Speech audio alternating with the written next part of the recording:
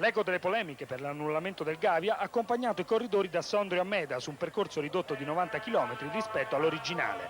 Quasi l'intero tragitto ha avuto connotati anonimi, non certo adatti ad uno scossone nella gerarchia rosa, dominata da Fignon. Ma un sussulto parziale si è avuto a 15 km dall'arrivo, quando 5 uomini dal pedigree illustre hanno scongiurato la volata di tutto il gruppo. Nel pelotoncino, oltre a Phil Anderson e Rolf Jerman, 3 italiani, Fonde, It was a refreshed field of cyclists which tackled the 137 kilometres 17th stage from Sondrio to Maida. As a Giro raced through the hilly northern Italian countryside, 5 cyclists, including Australia's Phil Anderson, surged clear of the pack, setting up a 28-second advantage. The 5 leaders paced one another for the next 14 kilometres. Anderson was determined to avoid a 300-metre sprint finish with the leading group.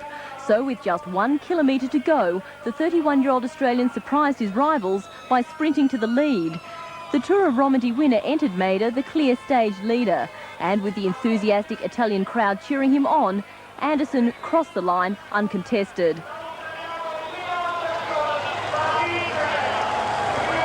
Four seconds behind the Australian, the sprint was on for the minor placings.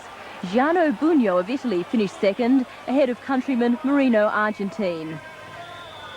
Tour leader Laurent Fignon of France was among the chasing pack, which trailed in about 20 seconds behind the leaders.